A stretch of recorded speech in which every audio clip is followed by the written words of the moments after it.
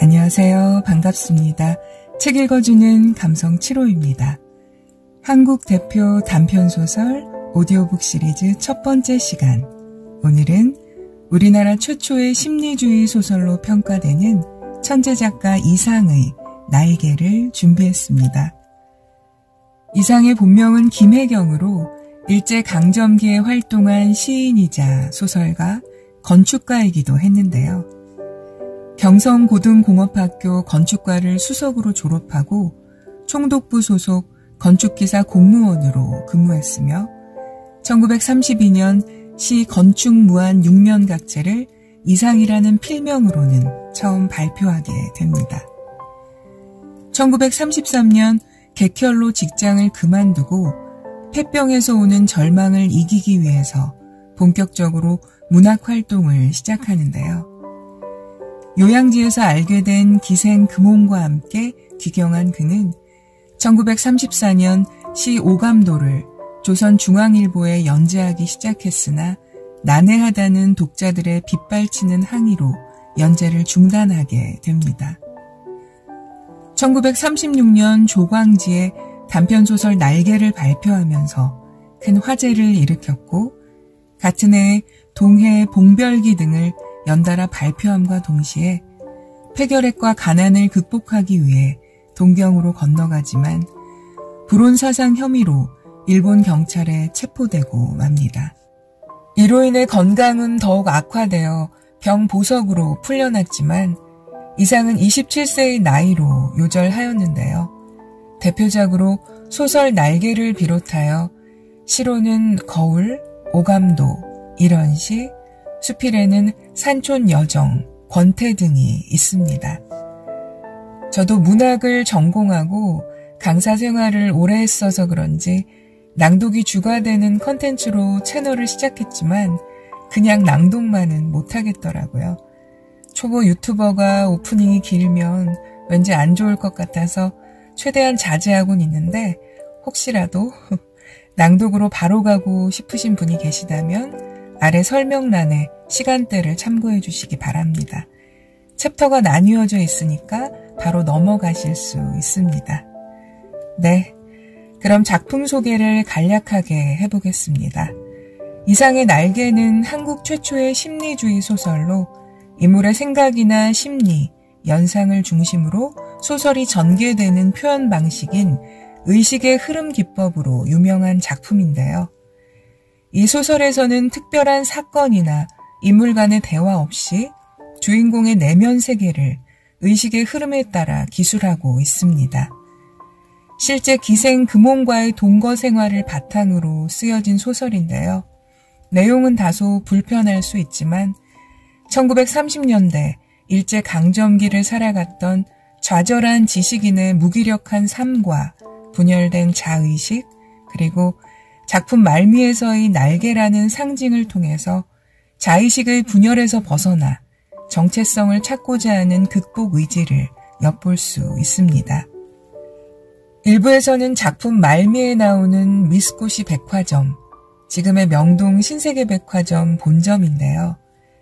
그 옥상에서 투신 자살을 한 것이다 라고 해석을 하기도 하는데 물론 작가가 열린 결말로 끝을 맺고 있긴 하지만 작품 말미를 잘 음미하면서 읽어 내려가다 보면 주인공 나는 옥상에서 인생에 대해서도 그렇고 상념에 잠겨 있다가 다시 백화점을 나서서 거리를 걸으면서 나의 발길은 어디로 향해야 되는 것인가 고민과 방황을 하고 정오의 사이렌이 울리고 머릿속에서 지워 없앴던 희망과 야심이 다시 번뜩이면서 걷던 걸음을 멈추고 이렇게 외쳐보고 싶다고 합니다. 나의 날개가 다시 돋기를, 한 번만 더 날아보기를 말이죠. 네, 얘기가 길어졌는데 작품 전문을 아직 읽어보지 않으신 구독자분들 계시다면 정말 그럴까? 나는 어떤 결말로 해석하고 싶은지도 더불어 생각해보는 좋은 시간 되시길 바랍니다. 그럼 작품 속으로 들어가 보겠습니다. 박제가 되어버린 천재를 아시오. 나는 유쾌하오. 이런 때 연애까지가 유쾌하오. 육신이 흐느적흐느적 하도록 피로했을 때만 정신이 은화처럼 막소. 니코틴이 내 횃배 앓는 뱃속으로 스미면 머릿속에 을의 백지가 준비되는 법이오. 그 위에다 나는 위트와 패러독스를 바둑 포석처럼 늘어놓소. 가증할 상식의 병이오. 나는 또 여인과 생활을 설계하오.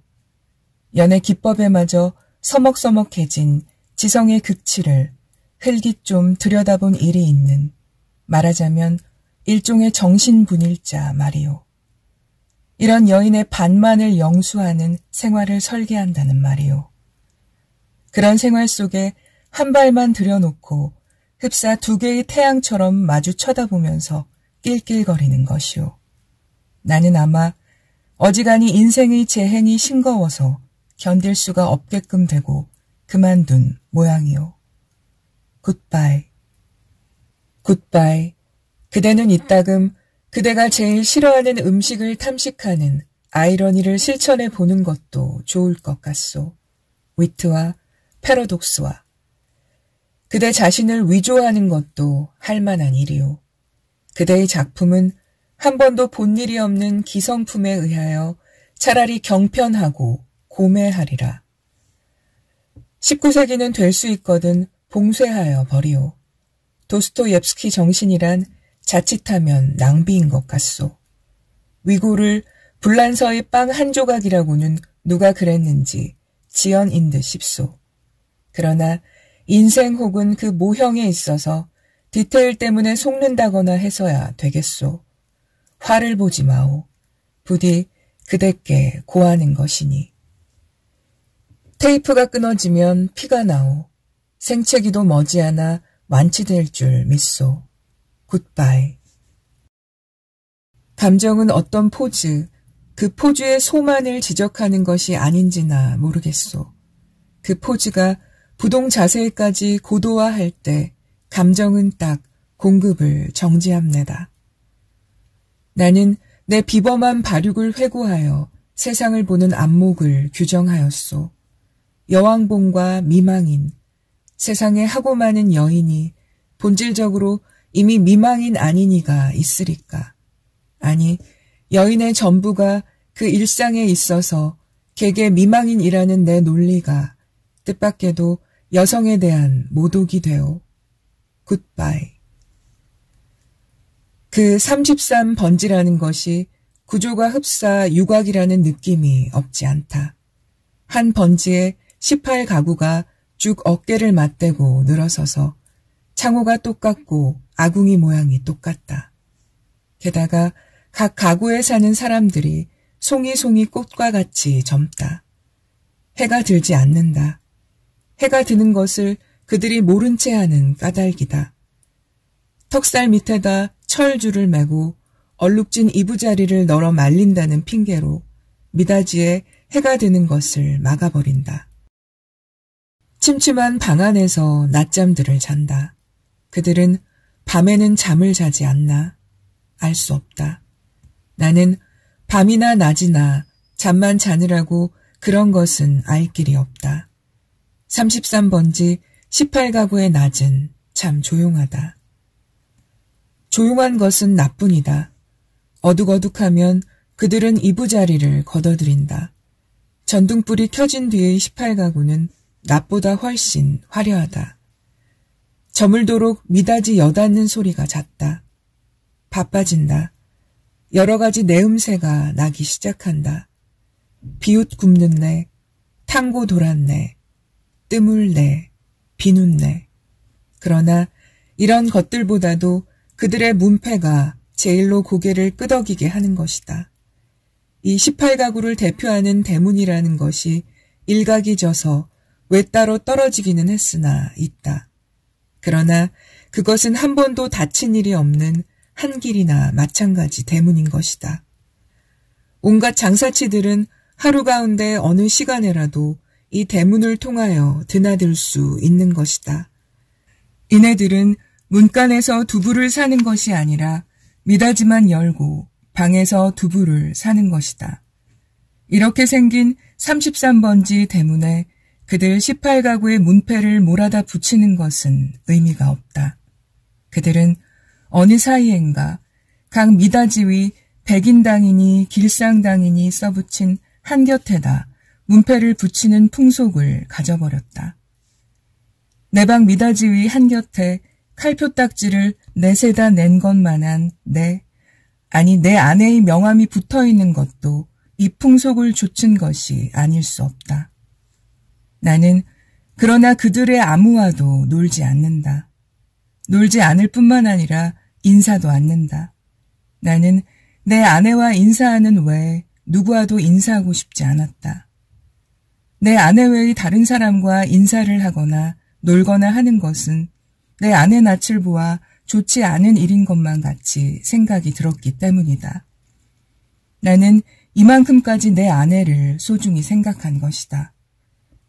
내가 이렇게까지 내 아내를 소중히 생각한 까닭은 이 33번지 18가구 가운데에서 내 아내가 내 아내의 명함처럼 제일 작고 제일 아름다운 것을 안 까닭이다.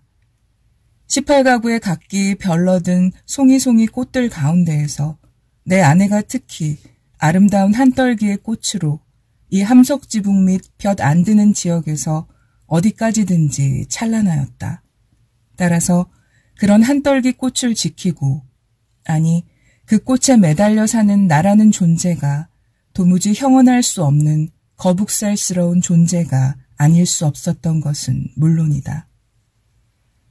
나는 어디까지든지 내 방이 마음에 들었다. 방 안의 기온이 내 체온을 위하여 쾌적하였고 방 안의 침침한 정도가 또한 내 알력을 위하여 쾌적하였다. 나는 내 방 이상의 서늘한 방도 또 따뜻한 방도 희망하지 않았다. 이 이상으로 밝거나 이 이상으로 아늑한 방을 원하지 않았다. 내 방은 나 하나를 위하여 요만한 정도를 꾸준히 지키는 것 같아 늘 내 방에 감사하였고 나는 또 이런 방을 위하여 이 세상에 태어난 것만 같아서 즐거웠다. 그러나 이것은 행복이라든가 불행이라든가 하는 것을 계산하는 것은 아니었다. 말하자면 나는 내가 행복하다고도 생각할 필요가 없었고 그렇다고 불행하다고도 생각할 필요가 없었다. 그냥 그날그날을 그저 까닭없이 펀둥펀둥 게으르게만 있으면 만사는 그만이었던 것이다. 내 몸과 마음에 옷처럼 잘 맞는 방 속에서 뒹굴면서 축 처져 있는 것은 행복이니 불행이니 하는 그런 세속적인 계산을 떠난 가장 편리하고 안일한, 말하자면 절대적인 상태인 것이다. 나는 이런 상태가 좋았다. 이 절대적인 내 방은 대문간에서 세어서 똑 7째 칸이다. 럭키세븐의 뜻이 없지 않다. 나는 이 7이라는 숫자를 훈장처럼 사랑하였다. 이러니 방이 가운데 장지로 말미암아 2칸으로 나뉘어 있었다는 그것이 내 운명의 상징이었던 것을 누가 알랴. 아랫방은 그래도 해가 든다. 아침결에 책보만한 해가 들었다가 오후에 손수건만 해지면서 나가버린다. 해가 영영 들지 않는 윗방이 즉 내 방인 것은 말할 것도 없다. 이렇게 볕 드는 방이 아내 방이요, 볕 안 드는 방이 내 방이요 하고 아내와 나 둘 중에 누가 정했는지 나는 기억하지 못한다. 그러나 나에게는 불평이 없다. 아내가 외출만 하면 나는 얼른 아랫방으로 와서 그 동쪽으로 난 들창을 열어놓고 열어놓으면 들이비치는 볕살이 아내의 화장대를 비춰 가지각색 병들이 아롱이지면서 찬란하게 빛나고 이렇게 빛나는 것을 보는 것은 다시 없는 내 오락이다. 나는 조그만 돋보기를 꺼내가지고 아내만이 사용하는 지리가미를 그을러가면서 불장난을 하고 논다. 평행광선을 굴절시켜서 한 초점에 모아가지고 그 초점이 따끈따끈해지다가 마지막에는 종이를 그을리기 시작하고 가느다란 연기를 내면서 드디어 구멍을 뚫어놓는 데까지 이르는 고 얼마 안 되는 동안의 초조한 맛이 죽고 싶을 만치 내게는 재미있었다. 이 장난이 실증이 나면 나는 또 아내의 손잡이 거울을 가지고 여러 가지로 논다. 거울이란 제 얼굴을 비출 때만 실용품이다. 그 외의 경우에는 도무지 장난감인 것이다. 이 장난도 곧 실증이 난다. 나의 유의심은 육체적인 데서 정신적인 데로 비약한다. 나는 거울을 내던지고 아내의 화장대 앞으로 가까이 가서 나란히 늘어놓인 그 가지각색의 화장품 병들을 들여다본다. 그것들은 세상의 무엇보다도 매력적이다. 나는 그 중의 하나만을 골라서 가만히 마개를 빼고 병구멍을 내 코에 가져다 대이고 숨죽이듯이 가벼운 호흡을 하여 본다. 이국적인 센슈얼한 향기가 폐로 스며들면 나는 저절로 스르르 감기는 내 눈을 느낀다. 확실히 아내의 채취의 파편이다. 나는 도로 병마개를 맞고 생각해 본다. 아내의 어느 부분에서 요 내음새가 났던가를. 그러나 그것은 분명치 않다. 왜? 아내의 채취는 여기 늘어서 있는 가지각색 향기의 합계일 것이니까. 아내의 방은 늘 화려하였다. 내 방이 벽에 못한 게 꽂히지 않은 소박한 것인 반대로 아내 방에는 천장 밑으로 쫙 돌려 못이 박히고 몸마다 화려한 아내의 치마와 저고리가 걸렸다. 여러 가지 무늬가 보기 좋다. 나는 그 여러 조각의 치마에서 늘 아내의 동체와 그 동체가 될 수 있는 여러 가지 포즈를 연상하고 연상하면서 내 마음은 늘 점잖지 못하다. 그렇건만 나에게는 옷이 없었다. 아내는 내게는 옷을 주지 않았다. 입고 있는 코르덴 양복 한 벌이 내 자리옷이었고 통상복과 나들이 옷을 겸한 것이었다. 그리고 하이넥의 스웨터가 한 조각 사철을 통한 내 내이다. 그것들은 하나같이 다 빛이 검다. 그것은 내 짐작 같아서는 즉 빨래를 될 수 있는 데까지 하지 않아도 보기 싫지 않도록 하기 위한 것이 아닌가 한다. 나는 허리와 두 가랑이 세 군데 다 고무 밴드가 끼어있는 부드러운 사루마다를 입고 그리고 아무 소리 없이 잘 놀았다. 어느덧 손수건만 해줬던 볕이 나갔는데 아내는 외출해서 돌아오지 않는다. 나는 요만이라도 좀 피곤하였고 또 아내가 돌아오기 전에 내 방으로 가 있어야 될 것을 생각하고 그만 내 방으로 건너간다. 내 방은 침침하다. 나는 이불을 뒤집어 쓰고 낮잠을 잔다. 한 번도 거둔 일이 없는 내 이부자리는 내 몸뚱이의 일부분처럼 내게는 참 반갑다. 잠은 잘 오는 적도 있다. 그러나 또 전신이 까짓까짓하면서 영 잠이 오지 않는 적도 있다.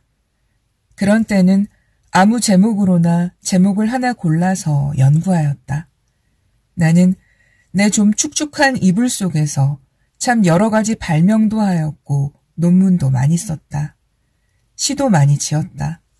그러나 그것들은 내가 잠이 드는 것과 동시에 내 방에 담겨서 철철 넘치는 그 흐느흐느한 공기에 다 비누처럼 풀어져서 온데간데 없고 한참 자고 깬 나는 속이 무명 헝겊이나 메밀껍질로 띵띵 찬 한 덩어리 베개와도 같은 한 벌 신경이었을 뿐이고 하였다. 그러기에 나는 빈대가 무엇보다도 싫었다. 그러나 내 방에서는 겨울에도 몇 마리씩의 빈대가 끊이질 않고 나왔다. 내게 근심이 있었다면 오직 이 빈대를 미워하는 근심일 것이다. 나는 빈대에게 물려서 가려운 자리를 피가 나도록 긁었다. 쓰라리다. 그것은 그윽한 쾌감에 틀림없었다. 나는 홍곤히 잠이 든다. 나는 그러나 그런 이불 속의 사색 생활에서도 적극적인 것을 궁리하는 법이 없다. 내게는 그럴 필요가 대체 없었다. 만일 내가 그런 좀 적극적인 것을 궁리해 내었을 경우에 나는 반드시 내 아내와 의논하여야 할 것이고, 그러면 반드시 나는 아내에게 꾸지람을 들을 것이고, 나는 꾸지람이 무서웠다느니 보다도 성가셨다. 내가 제법 한 사람의 사회인의 자격으로 일을 해보는 것도, 아내에게 사설을 듣는 것도, 나는 가장 게으른 동물처럼 게으른 것이 좋았다. 될 수만 있으면 이 무의미한 인간의 탈을 벗어버리고도 싶었다. 나에게는 인간 사회가 스스러웠다.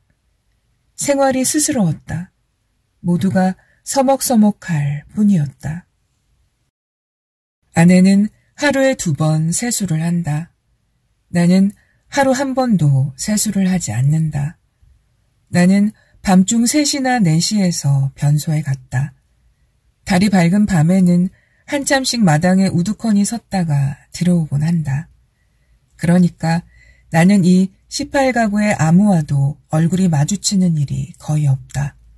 그러면서도 나는 이 18가구의 젊은 여인네 얼굴들을 거반 다 기억하고 있었다.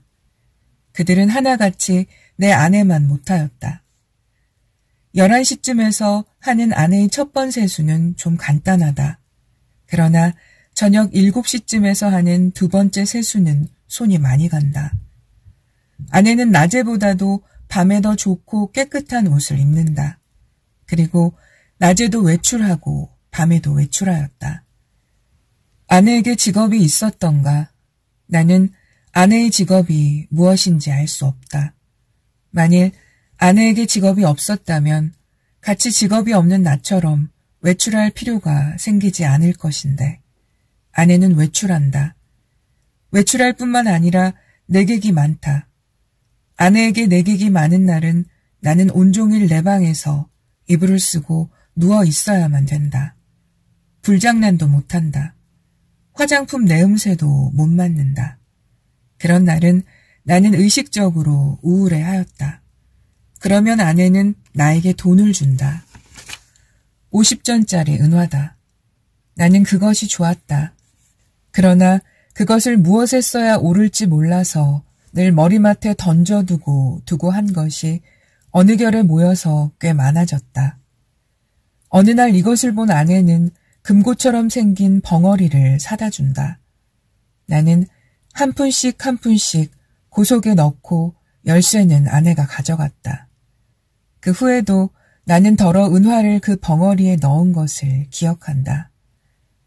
그리고 나는 게을렀다. 얼마 후 아내의 머리 쪽에 보지 못하던 눈깔잠이 하나 여드름처럼 돋았던 것은 바로 그 금고형 벙어리의 무게가 가벼워졌다는 증거일까? 그러나 나는 드디어 머리맡에 놓였던 그 벙어리에 손을 대지 않고 말았다. 내 게으름은 그런 것에 내 주의를 환기시키기도 싫었다. 아내에게 내객이 있는 날은 이불 속으로 암만 깊이 들어가도 비 오는 날만큼 잠이 잘 오지는 않았다. 나는 그런 때 아내에게는 왜 늘 돈이 있나, 왜 돈이 많은가를 연구했다. 내객들은 장지 저쪽에 내가 있는 것을 모르나 보다. 내 아내와 나도 좀 하기 어려운 농을 아주 서슴지 않고 쉽게 해 내던지는 것이다. 그러나 아내의 내객 가운데 서너 사람의 내객들은 늘 비교적 점잖았다고 볼 수 있는 것이 자정이 좀 지나면 을의 돌아들 같다. 그들 가운데는 퍽 교양이 옅은 자도 있는 듯 싶었는데 그런 자는 보통 음식을 사다 먹고 논다. 그래서 보충을 하고 대체로 무사하였다. 나는 우선 내 아내의 직업이 무엇인가를 연구하기에 착수하였으나 좁은 시야와 부족한 지식으로는 이것을 알아내기 힘이 든다. 나는 끝끝내 내 아내의 직업이 무엇인지를 모르고 말려나 보다. 아내는 늘 진솔버섯만 신었다. 아내는 밥도 지었다. 아내가 밥 짓는 것을 나는 한 번도 구경한 일은 없으나 언제든지 끼니 때면 내 방으로 내 조석밥을 날라다 주는 것이다. 우리 집에는 나와 내 아내 외에 다른 사람은 아무도 없다. 이 밥은 분명히 아내가 손수 지었음에 틀림없었다. 그러나 아내는 한 번도 나를 자기 방으로 부른 일이 없다. 나는 늘 윗방에서 나 혼자서 밥을 먹고 잠을 잤다. 밥은 너무 맛이 없었다. 반찬이 너무 엉성하였다. 나는 닭이나 강아지처럼 말없이 주는 모이를 넙죽넙죽 받아 먹기는 했으나 내심 야속하게 생각한 적도 더러없지 않다. 나는 안색이 여지없이 창백해가면서 말라들어갔다. 나날이 눈에 보이듯이 기운이 줄어들었다. 영양 부족으로 하여 몸뚱이 곳곳이 뼈가 불쑥불쑥 내밀었다. 하룻밤 사이에도 수십 차를 돌쳐눕지 않고는 여기저기가 배겨서 나는 배겨낼 수가 없었다. 그렇기 때문에 나는 내 이불 속에서 아내가 늘 흔히 쓸 수 있는 저 돈의 출처를 탐색해보는 일변, 장지 틈으로 새어나오는 아랫방의 음식은 무엇일까를 간단히 연구하였다. 나는 잠이 잘 안 왔다. 깨달았다. 아내가 쓰는 돈은 내게는 다만 실없는 사람들로밖에 보이지 않는 까닭모를 내객들이 놓고 가는 것에 틀림없으리라는 것을 나는 깨달았다. 그러나 왜 그들 내객은 돈을 놓고 가나? 왜 내 아내는 그 돈을 받아야 되나? 하는 예의관념이 내게는 도무지 알 수 없는 것이었다. 그것은 그저 예의에 지나지 않는 것일까? 그렇지 않으면 혹 무슨 대가일까? 보수일까? 내 아내가 그들의 눈에는 동정을 받아야만 할 가엾은 인물로 보였던가? 이런 것들을 생각하노라면 을의 내 머리는 그냥 혼란하여 버리곤 하였다. 잠들기 전에 획득했다는 결론이 오직 불쾌하다는 것뿐이었으면서도 나는 그런 것을 아내에게 물어보거나 한 일이 참 한 번도 없다. 그것은 대체 귀찮기도 하려니와 한참 자고 일어나면 나는 사뭇 딴 사람처럼 이것도 저것도 다 깨끗이 잊어버리고 그만두는 까닭이다. 내객들이 돌아가고 혹 밤 외출해서 돌아오고 하면 아내는 경편한 것으로 옷을 바꾸어 입고 내 방으로 나를 찾아온다. 그리고 이불을 들치고 내 귀에는 영 생동생동한 몇 마디 말로 나를 위로하려 든다. 나는 조소도 고소도 홍소도 아닌 웃음을 얼굴에 띠고 아내의 아름다운 얼굴을 쳐다본다. 아내는 방글에 웃는다. 그러나 그 얼굴에 떠도는 일말의 애수를 나는 놓치지 않는다. 아내는 능히 내가 배고파하는 것을 눈치챌 것이다. 그러나 아랫방에서 먹고 남은 음식을 나에게 주려들지는 않는다. 그것은 어디까지든지 나를 존경하는 마음일 것임에 틀림없다. 나는 배가 고프면서도 저기 마음이 든든한 것을 좋아했다. 아내가 무엇이라고 짓거리고 갔는지 귀에 남아있을 리가 없다. 다만 내 머리맡에 아내가 놓고 간 은화가 전등불에 흐릿하게 빛나고 있을 뿐이다. 그 금고형 벙어리 속에 그 은화가 얼마만큼이나 모였을까? 나는 그러나 그것을 쳐들어보지 않았다. 그저 아무런 의욕도 기원도 없이 그 단추구멍처럼 생긴 틈바구니로 은화를 떨어뜨려 둘 뿐이었다. 왜 아내의 내객들이 아내에게 돈을 놓고 가나 하는 것이 풀 수 없는 의문인 것 같이 왜 아내는 나에게 돈을 놓고 가나 하는 것도 역시 나에게는 똑같이 풀 수 없는 의문이었다. 내 비록 아내가 내게 돈을 놓고 가는 것이 싫지 않았다 하더라도 그것은 다만 그것이 내 손가락에 닿는 순간에서부터 그 벙어리 주둥이에서 자취를 감추기까지의 하잘것없는 짧은 촉각이 좋았달 뿐이지 그 이상 아무 기쁨도 없다. 어느 날 나는 그 벙어리를 변소에 갖다 넣어 버렸다. 그때 벙어리 속에는 몇 푼이나 되는지는 모르겠으나 고 은화들이 꽤 들어있었다. 나는 내가 지구 위에 살며 내가 이렇게 살고 있는 지구가 질풍실레의 속력으로 광대무변의 공간을 달리고 있다는 것을 생각했을 때 참 허망하였다. 나는 이렇게 부지런한 지구 위에서는 현기증도 날 것 같고 해서 한시바삐 내려버리고 싶었다. 이불 속에서 이런 생각을 하고 난 뒤에 나는 고 은화를 고 벙어리에 넣고 하는 것조차도 귀찮아졌다. 나는 아내가 손수 벙어리를 사용하였으면 하고 희망하였다. 벙어리도 돈도 사실에는 아내에게만 필요한 것이지 내게는 애초부터 의미가 전혀 없는 것이었으니까. 될 수만 있으면 그 벙어리를 아내는 아내 방으로 가져갔으면 하고 기다렸다. 그러나 아내는 가져가지 않는다. 나는 내가 아내 방으로 가져다 둘까 하고 생각하여 보았으나 그 즈음에는 아내의 내객이 원체 많아서 내가 아내 방에 가볼 기회가 도무지 없었다. 그래서 나는 하는 수 없이 변소에 갖다 집어넣어 버리고 만 것이다. 나는 서글픈 마음으로 아내의 꾸지람을 기다렸다. 그러나 아내는 끝내 아무 말도 나에게 묻지도 하지 않았다. 않았을 뿐 아니라 여전히 돈은 돈대로 내 머리맡에 놓고 가질 않나. 내 머리맡에는 어느덧 은화가 꽤 많이 모였다. 내객이 아내에게 돈을 놓고 가는 것이나 아내가 내게 돈을 놓고 가는 것이나 일종의 쾌감, 그 외의 다른 아무런 이유도 없는 것이 아닐까 하는 것을 나는 또 이불 속에서 연구하기 시작하였다. 쾌감이라면 어떤 종류의 쾌감일까를 계속하여 연구하였다. 그러나 그것은 이불 속의 연구로는 알 길이 없었다. 쾌감 하고 나는 뜻밖에도 이 문제에 대해서만 흥미를 느꼈다. 아내는 물론 나를 늘 감금하여 두다시피 하여왔다. 내게 불평이 있을 리 없다. 그런 중에서도 나는 그 쾌감이라는 것의 유무를 체험하고 싶었다. 나는 아내의 밤 외출 틈을 타서 밖으로 나왔다.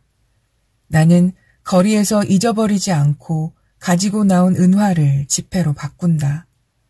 5원이나 된다. 그것을 주머니에 넣고 나는 목적을 잃어버리기 위하여 얼마든지 거리를 쏘다녔다. 오래간만에 보는 거리는 거의 경의에 가까울 만치 내 신경을 흥분시키지 않고는 마지 않았다. 나는 금시에 피곤하여 버렸다. 그러나 나는 참았다. 그리고 밤이 이슥하도록 까닭을 잊어버린 채 이 거리 저 거리로 지향 없이 헤매었다. 돈은 물론 한 푼도 쓰지 않았다. 돈을 쓸 아무 엄두도 나서지 않았다. 나는 벌써 돈을 쓰는 기능을 완전히 상실한 것 같았다. 나는 과연 피로를 이 이상 견디기가 어려웠다.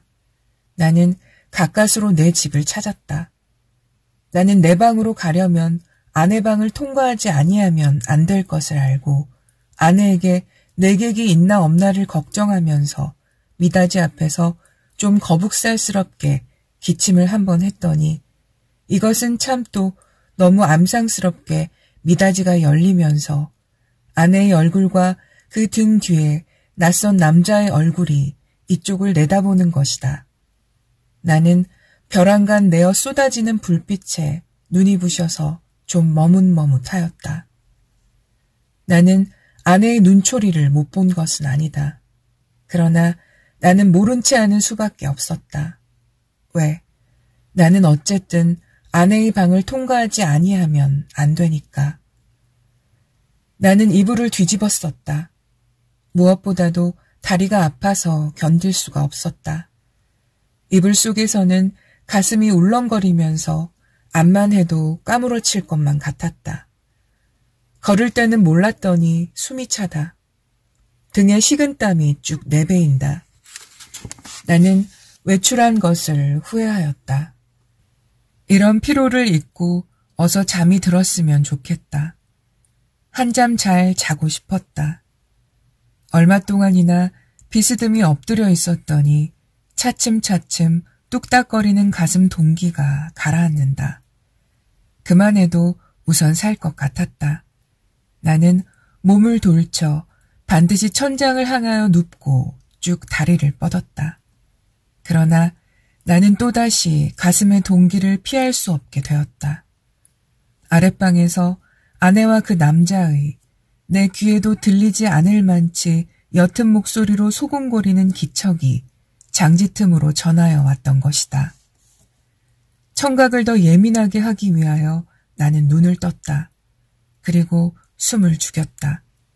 그러나 그때는 벌써 아내와 남자는 앉았던 자리를 툭툭 털며 일어섰고 일어서면서 옷과 모자 쓰는 기척이 나는 듯 하더니 이어 미닫이가 열리고 구두 뒤축 소리가 나고 그리고 뜰에 내려서는 소리가 쿵 하고 나면서 뒤를 따르는 아내의 고무신 소리가 두어 발자국 찍찍 나고 사뿐사뿐 나나 하는 사이에 두 사람의 발소리가 대문간 쪽으로 사라졌다. 나는 아내의 이런 태도를 본 일이 없다. 아내는 어떤 사람과도 결코 소곤거리는 법이 없다. 나는 윗방에서 이불을 쓰고 누운 동안에도 혹 술이 취해서 혀가 잘 돌아가지 않는 내객들의 담화는 덜어 놓치는 수가 있어도 아내의 높지도 얕지도 않은 말소리를 일찍이 한마디도 놓쳐본 일이 없다.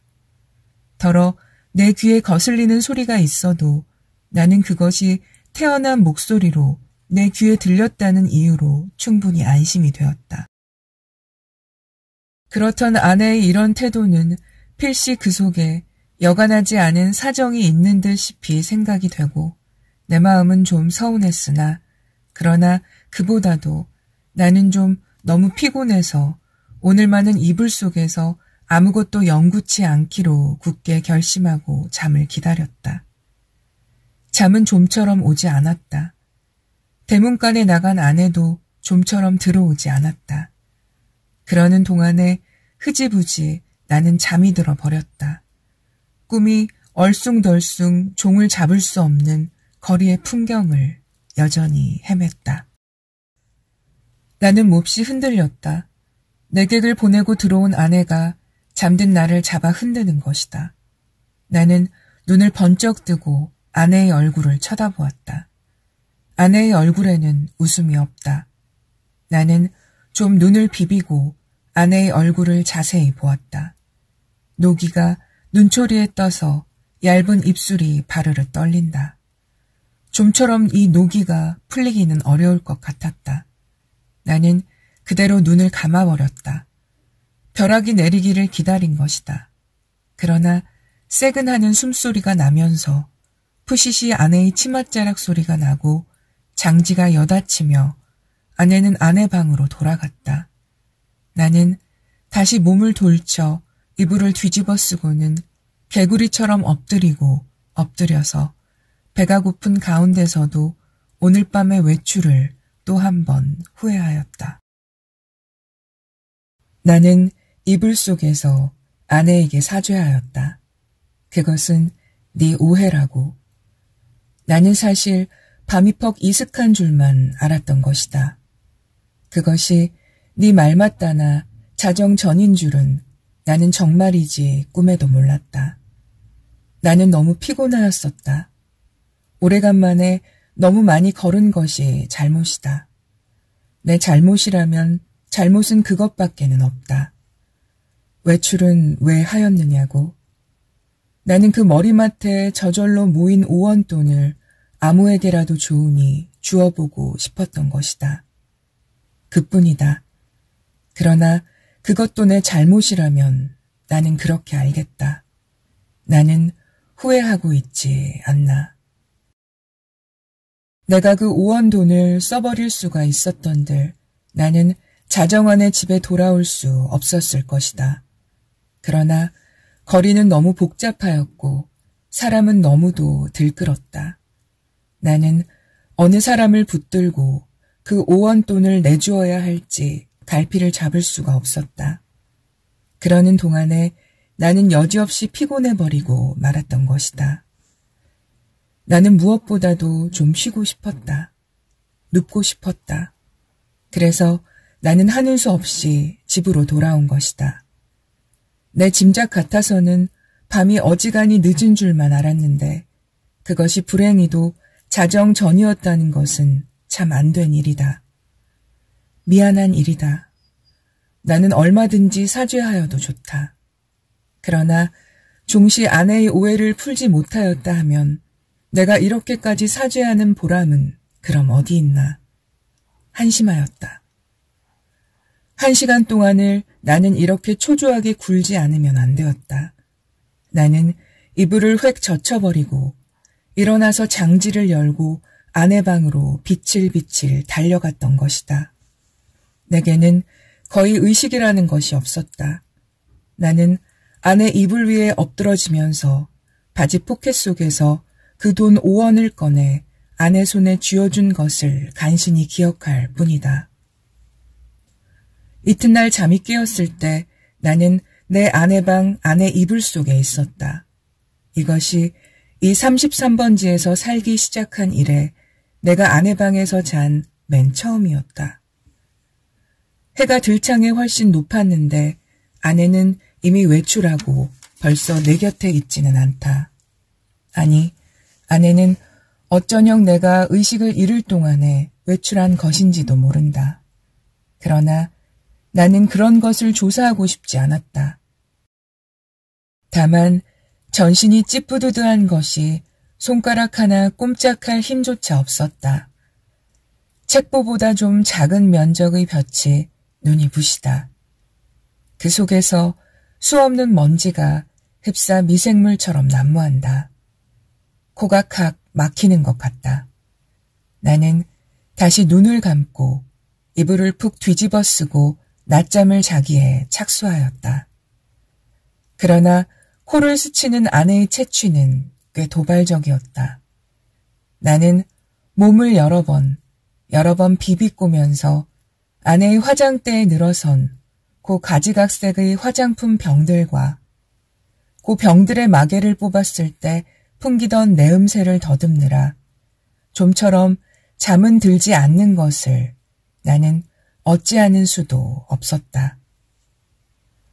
견디다 못하여 나는 그만 이불을 걷어차고 벌떡 일어나서 내 방으로 갔다. 내 방에는 다 식어빠진 내 끼니가 가지런히 놓여있는 것이다. 아내는 내 모이를 여기다 주고 나간 것이다. 나는 우선 배가 고팠다.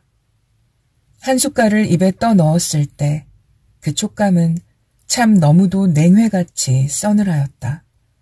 나는 숟갈을 놓고 내 이불 속으로 들어갔다. 하룻밤을 비워버린 내 이부자리는 여전히 반갑게 나를 맞아준다. 나는 내 이불을 뒤집어 쓰고 이번에는 참 늘어지게 한잠을 잤다.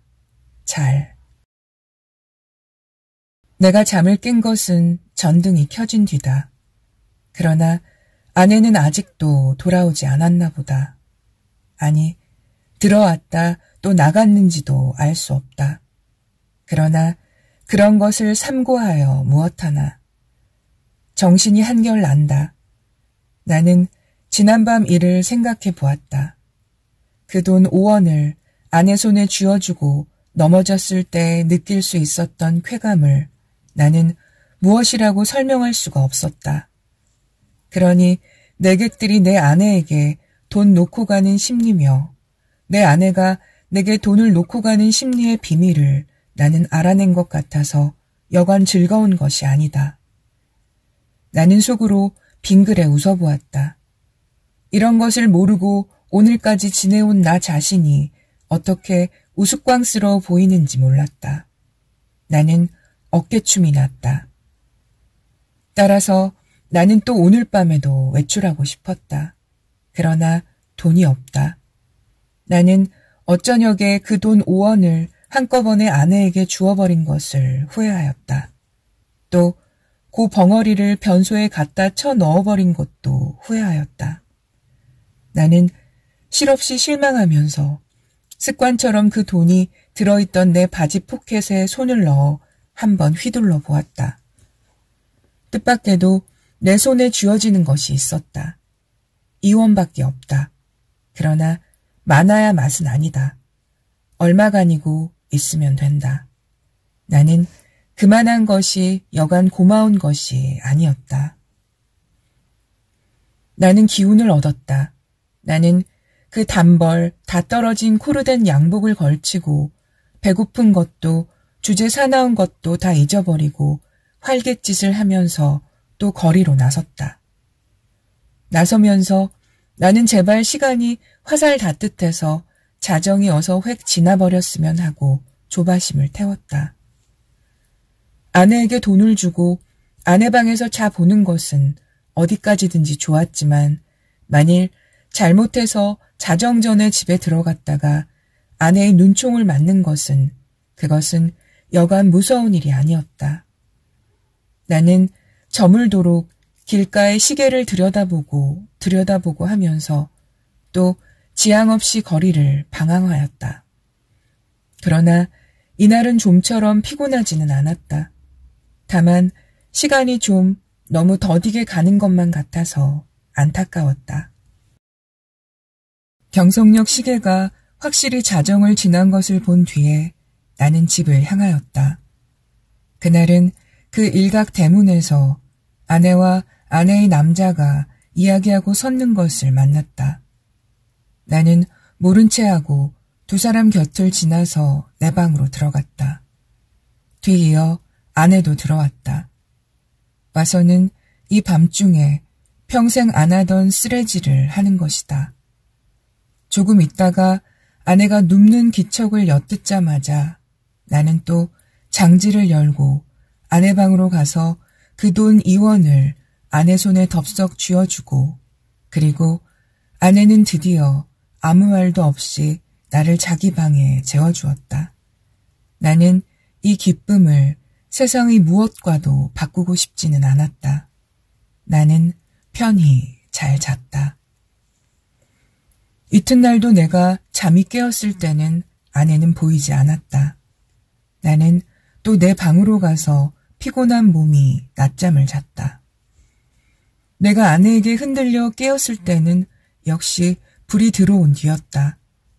아내는 자기 방으로 나를 오라는 것이다. 이런 일은 또 처음이다. 아내는 끊임없이 얼굴에 미소를 띠고 내 팔을 이끄는 것이다.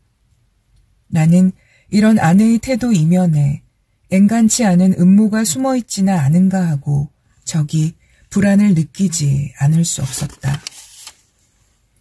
나는 아내의 하자는 대로 아내 방으로 끌려갔다. 아내 방에는 저녁 밥상이 조촐하게 차려져 있는 것이다. 생각하여 보면 나는 이틀을 굶었다. 나는 지금 배고픈 것까지도 긴가민가 잊어버리고 얼음얼음 하던 차다.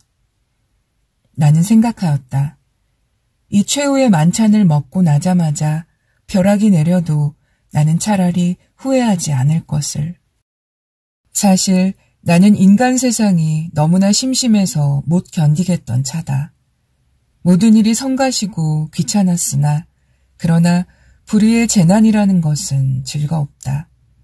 나는 마음을 턱 놓고 조용히 아내와 이 해괴한 저녁밥을 먹었다. 우리 부부는 이야기하는 법이 없었다. 밥을 먹은 뒤에도 나는 말이 없이 그냥 부스스 일어나서 내 방으로 건너가 버렸다. 아내는 나를 붙잡지 않았다. 나는 벽에 기대어 앉아서 담배를 한 대 피워 물고 그리고 벼락이 떨어질 테거든 어서 떨어져라 하고 기다렸다. 5분, 10분. 그러나 벼락은 내리지 않았다. 긴장이 차츰 늘어지기 시작한다. 나는 어느덧 오늘 밤에도 외출할 것을 생각하고 있었다. 돈이 있었으면 하고 생각하고 있었다. 그러나 돈은 확실히 없다. 오늘은 외출하여도 나중에 올 무슨 기쁨이 있나. 나는 앞이 그냥 아뜩하였다. 나는 화가 나서 이불을 뒤집어 쓰고 이리 뒹굴 저리 뒹굴 굴렀다. 금시 먹은 밥이 목으로 자꾸 치밀어 올라온다. 메스꺼웠다. 하늘에서 얼마라도 좋으니 왜 지폐가 소낙비처럼 퍼붓지 않나. 그것이 그저 한없이 야속하고 슬펐다. 나는 이렇게밖에 돈을 구하는 아무런 방법도 알지는 못했다. 나는 이불 속에서 좀 울었나 보다. 돈이 왜 없냐면서. 그랬더니 아내가 또 내 방에를 왔다. 나는 깜짝 놀라 아마 인제서야 벼락이 내리려나 보다 하고 숨을 죽이고 두꺼비 모양으로 엎드려 있었다. 그러나 떨어진 입을 새어나오는 아내의 말소리는 참 부드러웠다. 정다웠다. 아내는 내가 왜 우는지를 안다는 것이다. 돈이 없어서 그러는 게 아니냔다. 나는 실없이 깜짝 놀랐다. 어떻게 저렇게 사람의 속을 환하게 들여다보는구 해서 나는 한편으로 슬그머니 겁도 안 나는 것은 아니었으나 저렇게 말하는 것을 보면 아마 내게 돈을 줄 생각이 있나 보다. 만일 그렇다면 오죽이나 좋은 일일까. 나는 이불 속에 뚫뚫 말린 채 고개를 들지 않고 아내의 다음 거동을 기다리고 있으니까 예쏘하고 내 머리맡에 내려뜨리는 것은 그 가뿐한 음향으로 보아 지폐에 틀림없었다. 그리고 내 귀에다 대고 오늘일랑 어제보다도 좀 더 늦게 들어와도 좋다고 속삭이는 것이다. 그것은 어렵지 않다. 우선 그 돈이 무엇보다도 고맙고 반가웠다. 어쨌든 나섰다. 나는 좀 야맹증이다. 그래서 될 수 있는 대로 밝은 거리를 골라서 돌아다니기로 했다. 그러고는 경성역 1, 2등 대합실 한곁 티룸에 들렀다. 그것은 내게는 큰 발견이었다. 거기는 우선 아무도 아는 사람이 안 온다. 설사 왔다가도 곧 가니까 좋다. 나는 날마다 여기 와서 시간을 보내리라 속으로 생각하여 두었다. 제일 여기 시계가 어느 시계보다도 정확하리라는 것이 좋았다. 섣불리 서투른 시계를 보고 그것을 믿고 시간 전에 집에 돌아갔다가 큰 코 다쳐서는 안 된다. 나는 한 부스에 아무것도 없는 것과 마주 앉아서 잘 끓은 커피를 마셨다. 총총한 가운데 여객들은 그래도 한 잔 커피가 즐거운가 보다. 얼른 마시고 무얼 좀 생각하는 것 같이 담벼락도 좀 쳐다보고 하다가 곧 나가버린다. 서글프다. 그러나 내게는 이 서글픈 분위기가 거리 티룸들의 그 거추장스러운 분위기보다는 절실하고 마음에 들었다. 이따금 들리는 날카로운 혹은 우렁찬 기적 소리가 모차르트보다도 더 가깝다.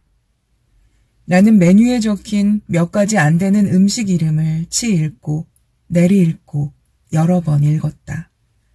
그것들은 아물아물한 것이 어딘가 내 어렸을 때 동무들 이름과 비슷한 데가 있었다.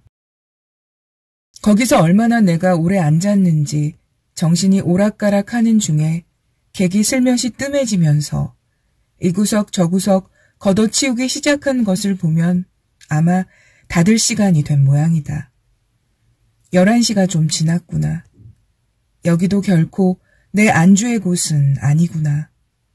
어디 가서 자정을 넘길까. 두루 걱정을 하면서 나는 밖으로 나선다. 비가 온다.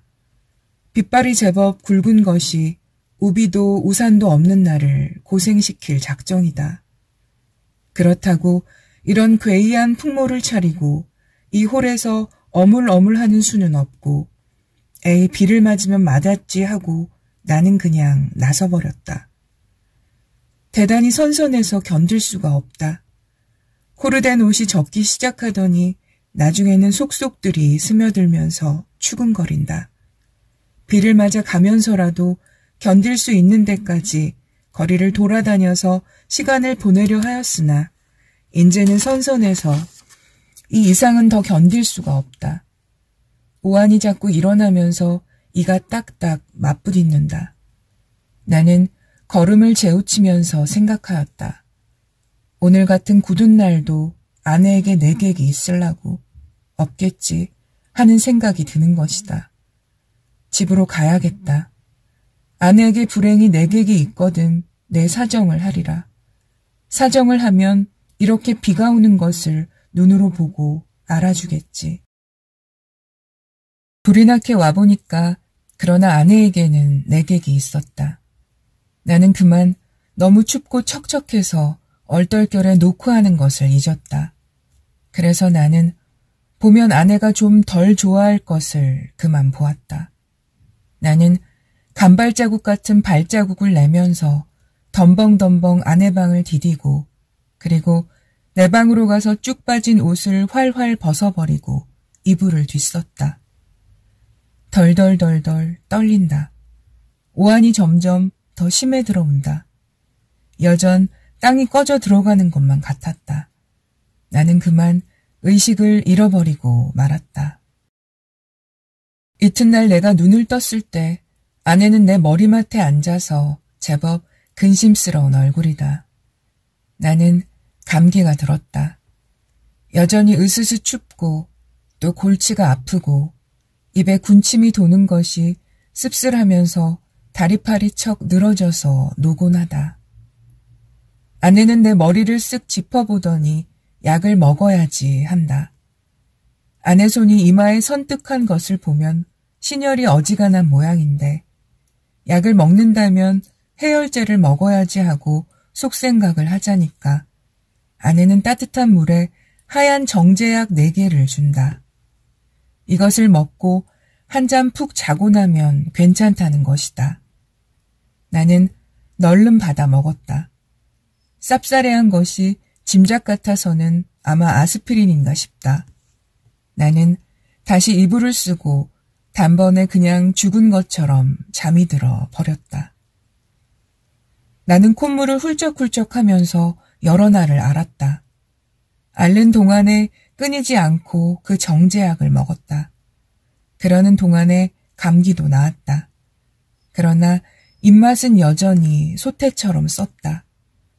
나는 차츰 또 외출하고 싶은 생각이 났다. 그러나 아내는 나더러 외출하지 말라고 이르는 것이다. 이 약을 날마다 먹고 그리고 가만히 누워 있으라는 것이다. 공연히 외출을 하다가 이렇게 감기가 들어서 저를 고생시키는 게 아니냔다. 그도 그렇다. 그럼 외출을 하지 않겠다고 맹세하고 그 약을 연복하여 몸을 좀 보해보리라고 나는 생각하였다. 나는 날마다 이불을 뒤집어 쓰고 밤이나 낮이나 잤다. 유난스럽게 밤이나 낮이나 졸려서 견딜 수가 없는 것이다. 나는 이렇게 잠이 자꾸만 오는 것은 내가 몸이 훨씬 튼튼해진 증거라고 굳게 믿었다.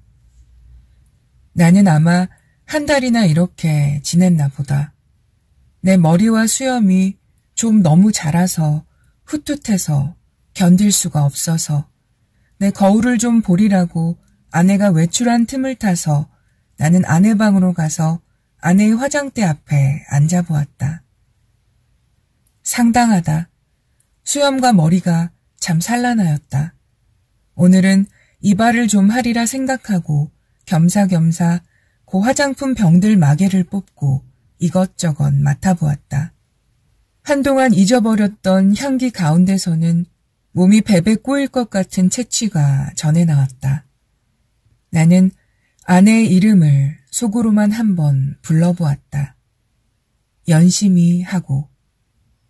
오래간만에 돋보기 장난도 하였다. 거울 장난도 하였다. 창에 든 볕이 여간 따뜻한 것이 아니었다. 생각하면 5월이 아니냐. 나는 커다랗게 기지개를 한번 켜보고 아내 베개를 내려베고 벌떡 자빠져서는 이렇게도 편안하고 즐거운 세월을 하느님께 흠씬 자랑하여 주고 싶었다. 나는 참 세상의 아무 것과도 교섭을 가지지 않는다. 하느님도 아마 나를 칭찬할 수도 처벌할 수도 없는 것 같다. 그러나 다음 순간 실로 세상에도 이상스러운 것이 눈에 띄었다. 그것은 최면약 아달린 갑이었다. 나는 그것을 아내의 화장대 밑에서 발견하고 그것이 흡사 아스피린처럼 생겼다고 느꼈다. 나는 그것을 열어보았다. 똑 4개가 비었다. 나는 오늘 아침에 4개의 아스피린을 먹은 것을 기억하고 있었다. 나는 잤다. 어제도 그제도 그끄제도 나는 졸려서 견딜 수가 없었다. 나는 감기가 다 나았는데도 아내는 내게 아스피린을 주었다. 내가 잠이 든 동안에 이 옷이 불이 난 일이 있다. 그때에도 나는 자느라고 몰랐다.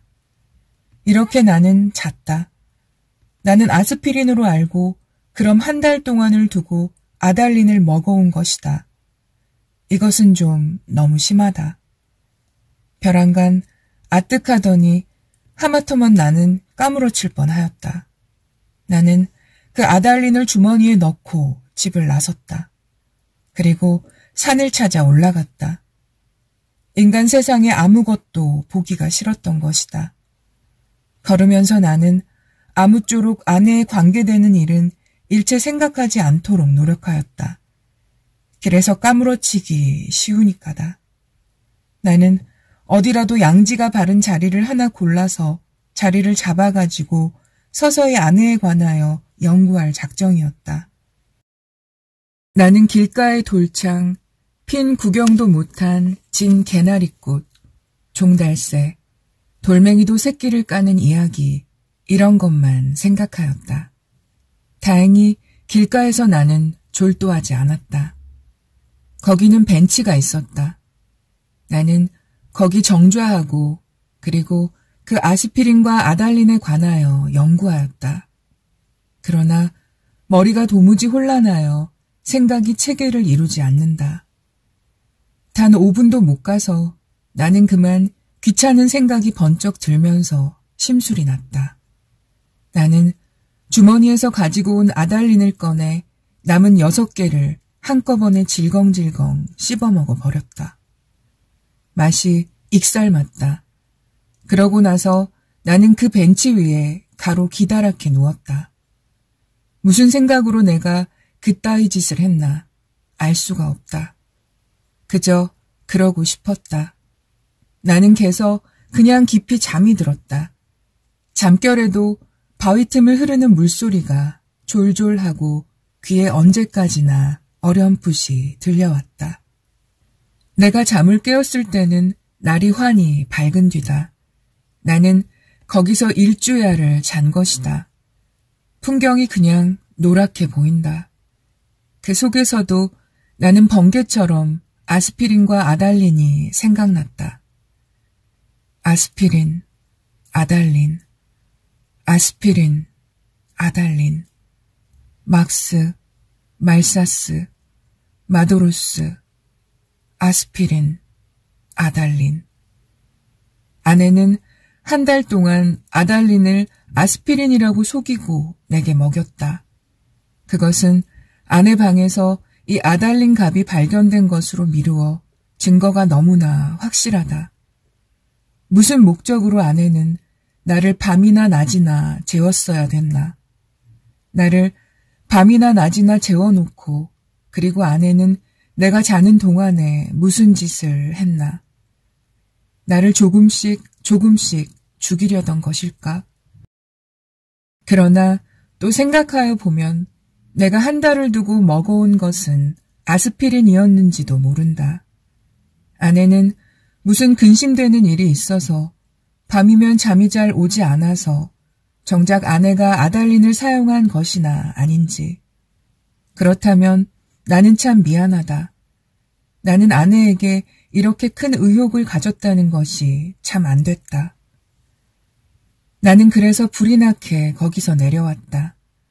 아랫도리를 회회 내저으면서 어찔어찔한 것을 나는 겨우 집을 향하여 걸었다. 8시 가까이였다. 나는 내 잘못된 생각을 죄다 일러바치고 아내에게 사죄하려는 것이다. 나는 너무 급해서 그만 또 말을 잊어버렸다. 그랬더니 이건 참 너무 큰일 났다. 나는 내 눈으로는 절대로 보아서 안 될 것을 그만 딱 보아버리고 만 것이다. 나는 얼떨결에 그만 냉큼 미닫이를 닫고 그리고 현기증이 나는 것을 진정시키느라고 잠깐 고개를 숙이고 눈을 감고 기둥을 짚고 서 있자니까 1초 여유도 없이 획 미닫이가 다시 열리더니 매무새를 풀어헤친 아내가 불쑥 내밀면서 내 멱살을 잡는 것이다. 나는 그만 어지러워서 개서 그냥 나동그라졌다. 그랬더니 아내는 넘어진 내 위에 덮치면서 내 살을 함부로 물어뜯는 것이다. 아파 죽겠다. 나는 사실 반항할 의사도 힘도 없어서 그냥 넙죽 엎드려 있으면서 어떻게 되나 보고 있자니까 뒤이어 남자가 나오는 것 같더니 아내를 한아름에 덥석 안아가지고 방으로 들어가는 것이다. 아내는 아무 말 없이 다소곳이 그렇게 안겨 들어가는 것이 내 눈에 여간 미운 것이 아니다. 밉다. 아내는 너 밤새워 가면서 도둑질하러 다니느냐 계집질하러 다니느냐고 발악이다. 이것은 참 너무 억울하다. 나는 어안이 벙벙하여 도무지 입이 떨어지지를 않았다. 너는 그야말로 나를 살해하려던 것이 아니냐고 소리를 한번 꽥 질러보고도 싶었으나 그런 긴가민가한 소리를 섣불리 입 밖에 내었다가는 무슨 화를 볼는지 알 수 있나. 차라리 억울하지만 잠자코 있는 것이 우선 상책인 듯 싶은 생각이 들기에 나는 이것은 또 무슨 생각으로 그랬는지 모르지만 툭툭 털고 일어나서 내 바지 포켓 속에 남은 돈 몇 원 몇십 전을 가만히 꺼내서는 몰래 미닫이를 열고 살며시 문지방 밑에다 놓고 나서는 그냥 줄 다른박질을 쳐서 나와버렸다. 여러 번 자동차에 치일 뻔하면서 나는 그대로 경성역을 찾아갔다. 빈자리와 마주 앉아서 이 쓰디쓴 입맛을 거두기 위하여 무엇으로나 입가심을 하고 싶었다. 커피, 좋다. 그러나 경성역 홀에 한 걸음을 들여놓았을 때 나는 내 주머니에는 돈이 한 푼도 없는 것을, 그것을 깜빡 잊었던 것을 깨달았다. 또 아뜩하였다. 나는 어디선가 그저 맥없이 머뭇머뭇하면서 어쩔 줄을 모를 뿐이었다. 얼빠진 사람처럼 그저 이리 갔다 저리 갔다 하면서 나는 어디로 드립다 쏘다녔는지 하나도 모른다. 다만 몇 시간 후에 내가 미스코시 옥상에 있는 것을 깨달았을 때는 거의 대낮이었다. 나는 거기 아무데나 주저앉아서 내 자라온 26해를 회고하여 보았다. 몽롱한 기억 속에서는 이렇다는 아무 제목도 불거져 나오지 않았다. 나는 또 나 자신에게 물어보았다. 너는 인생에 무슨 욕심이 있느냐고. 그러나 있다고도 없다고도 그런 대답은 하기가 싫었다. 나는 거의 나 자신의 존재를 인식하기조차도 어려웠다. 허리를 굽혀서 나는 그저 금붕어나 들여다보고 있었다. 금붕어는 참 잘들도 생겼다. 작은 놈은 작은 놈대로, 큰 놈은 큰 놈대로 다 싱싱하니 보기 좋았다. 내리비치는 5월 햇살에 금붕어들은 그릇 바탕에 그림자를 내려뜨렸다. 지느러미는 하늘하늘 손수건을 흔드는 흉내를 낸다. 나는 이 지느러미 수요를 헤어보기도 하면서 굽힌 허리를 좀처럼 펴지 않았다. 등허리가 따뜻하다. 나는 또 오탁의 거리를 내려다 보았다. 거기서는 피곤한 생활이 또 금붕어 지느러미처럼 흐느흐느 허비적거렸다. 눈에 보이지 않는 끈적끈적한 줄에 엉켜서 헤어나지들을 못한다. 나는 피로와 공복 때문에 무너져 들어가는 몸뚱이를 끌고 그 오탁의 거리 속으로 섞여 들어가지 않는 수도 없다고 생각하였다. 나서서 나는 또 문득 생각하여 보았다. 이 발길이 지금 어디로 향하여 가는 것인가를. 그때 내 눈앞에는 아내의 모가지가 벼락처럼 내려 떨어졌다. 아스피린과 아달린. 우리들은 서로 오해하고 있느니라. 설마 아내가 아스피린 대신에 아달린 정량을 나에게 먹여왔을까? 나는 그것을 믿을 수가 없다. 아내가 대체 그럴 까닭이 없을 것이니. 그러면 나는 날밤을 새면서 도적질을 계집질을 하였나? 정말이지 아니다. 우리 부부는 숙명적으로 발이 맞지 않는 절름발이인 것이다. 내가 아내나 제 거동에 로직을 붙일 필요는 없다. 변해할 필요도 없다. 사실은 사실대로, 오해는 오해대로 그저 끝없이 발을 절뚝거리면서 세상을 걸어가면 되는 것이다. 그렇지 않을까? 그러나 나는 이 발길이 아내에게로 돌아가야 옳은가 이것만은 분간하기가 좀 어려웠다. 가야 하나? 그럼 어디로 가야 하나? 이때 뚜 하고 정오 사이렌이 울렸다. 사람들은 모두 내 활개를 펴고 닭처럼 푸드덕거리는 것 같고 온갖 유리와 강철과 대리석과 지폐와 잉크가 부글부글 끓고 수선을 떨고 하는 것 같은 찰나. 그야말로 현란을 극한 정오다. 나는 불현듯이 겨드랑이가 가렵다. 아하, 그것은 내 인공의 날개가 돋았던 자국이다. 오늘은 없는 이 날개. 머릿속에서는 희망과 야심의 말소된 페이지가 딕셔너리 넘어가듯 번뜩였다. 나는 걷던 걸음을 멈추고 그리고 어디 한번 이렇게 외쳐보고 싶었다. 날개야, 다시 돋아라. 날자, 날자, 날자. 한 번만 더 날자꾸나. 한 번만 더 날아 보자꾸나. 감사합니다. 구독과 좋아요, 댓글은 저에게 큰 힘이 됩니다.